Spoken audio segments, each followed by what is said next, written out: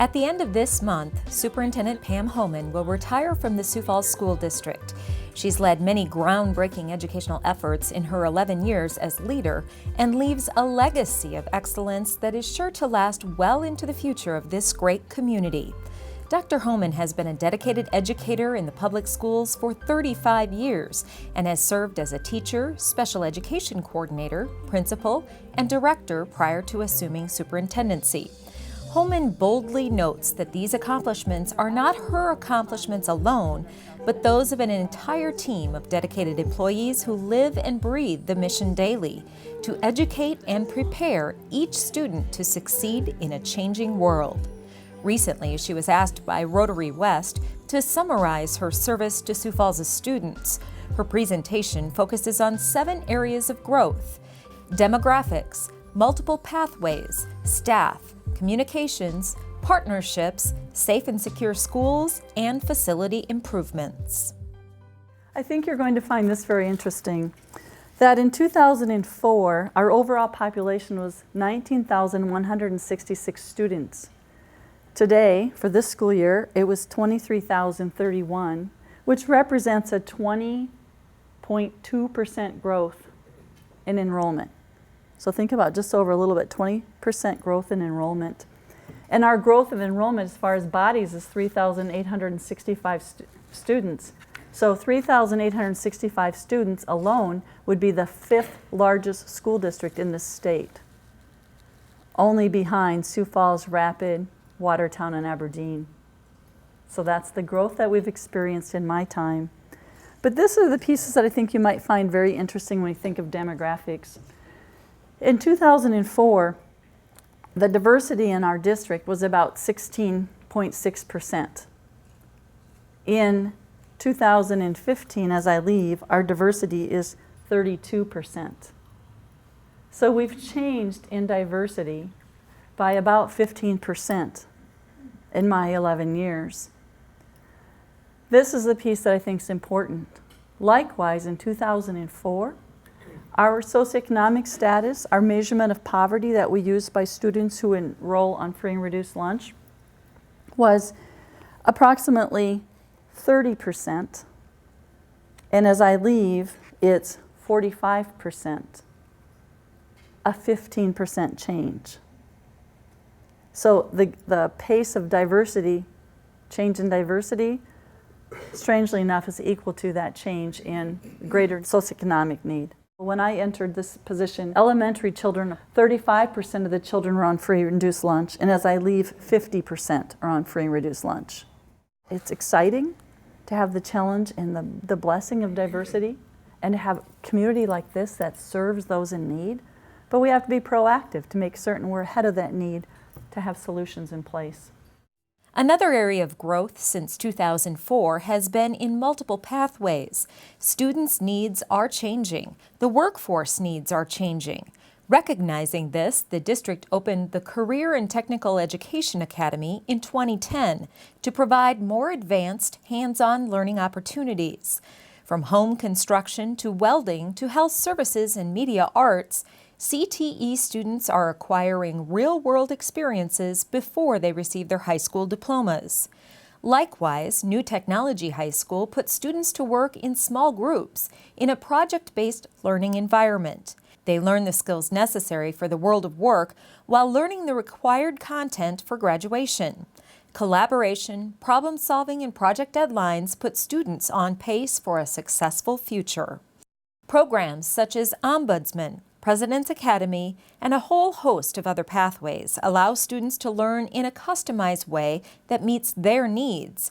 Various programs to support the most at-risk learners also came under one roof at Axtell Park to address the needs of students with behavior challenges and other life circumstances that are a barrier to education. On your tables, just for a quick glance, I put some sheets, and it looks like a pyramid.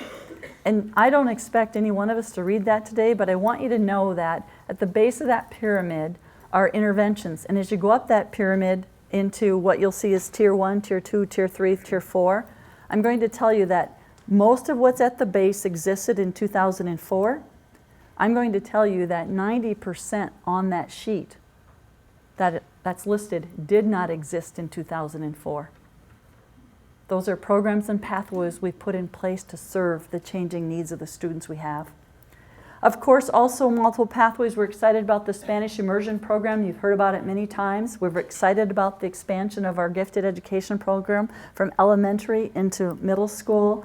We're excited about our one-to-one technology. Technology did not exist to the level that it did in 2004 that it does today, as well as significant focus on reading interventions, leadership development institutes.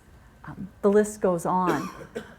But I think what's most important for you to remember is it takes significant community support, what we have today, to continue to provide for the diverse needs of the students that we're seeing in our school districts. Of course, none of these interventions and programs could exist without an excellent and very dedicated staff. While student population has increased, staff numbers are not keeping pace due to the limited funding for education. Keeping in mind that the student population grew by 20.2%. In 2004, our total staff was 2,130. In 2015, it's 2,524. Now, when you hear us report over 3,000, when we do that number out for the community, that's because of the part-time hourly and the people who take tickets and everything. But this is the meat of the staff that I'm giving this number to. So staff grew by 18%.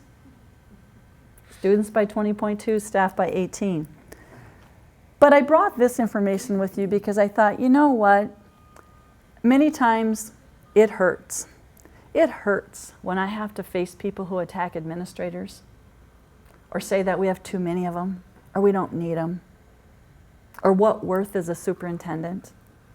And I will tell you that in 2004, we had 76.05 administrators, an FTE, 76.05.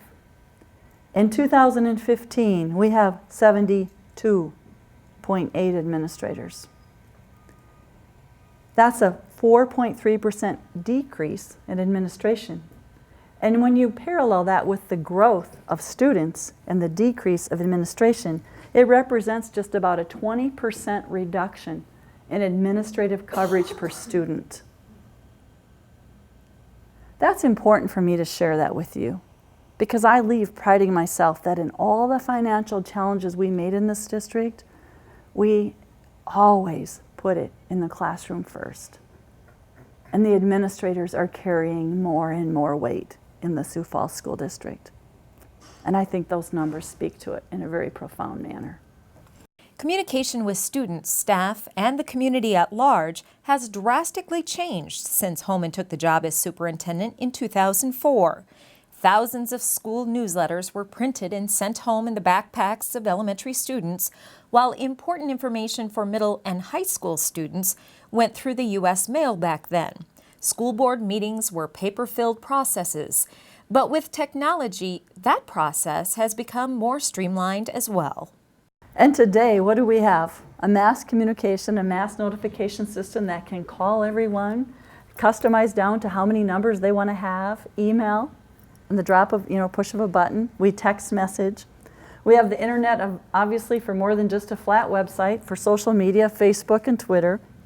We have anywhere, anytime access on your phone. We have our district application. Parents can look up and see what their kid had for lunch that day if they want, how their attendance is, what their discipline is, and how their grades are going. We even don't require you to go out to Howardwood Field to the games because we now live stream all the events. You can watch it from home. Business partnerships have been built and strengthened. Among the longest lasting is the partnership with that of Bruce Eide, sponsor of the annual Teacher of the Year Award. Vern Eide Motor Cars has sponsored the event for the past 26 years and tirelessly supports public education. Partnership with the Sioux Falls Area Chamber of Commerce, Smithfield Foods, who supports the Learners to Leaders program, Avera and Sanford Health, the United Way. The list literally goes on and on. Those partnerships make our schools stronger and in turn make our community stronger. Significant change has taken place to protect our greatest assets as well, our students and our staff. The Safe and Secure Schools Committee was formed to review and resolve potential hazards in and around our schools. The Sioux Falls School District has invested time and resources into making our schools safe learning environments. In 2015, we have complex emergency management plans. We practice reunification plans. We've put millions of dollars into access control in each of our buildings, surveillance cameras and digital radios.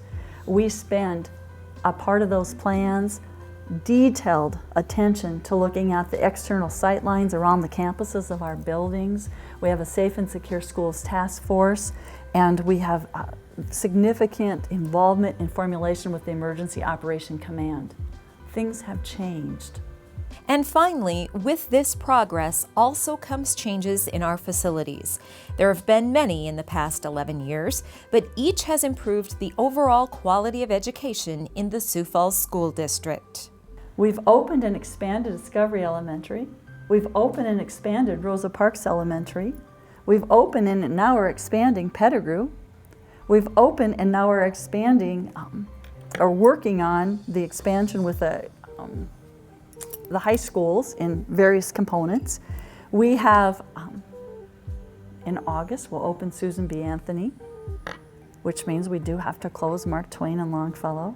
We've expanded Eugene Field to meet our specialized school program of the Arts Plus. We've added on to Harvey Dunn. Robert Frost will open in the fall with an expansion for our gifted ed program. Of course, we've opened George McGovern.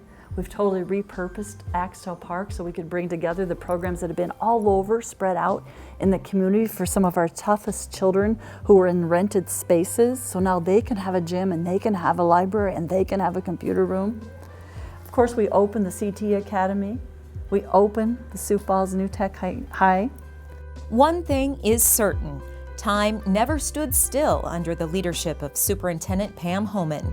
Her vision to move the district forward has been realized, and her dedication will be remembered and respected for years to come.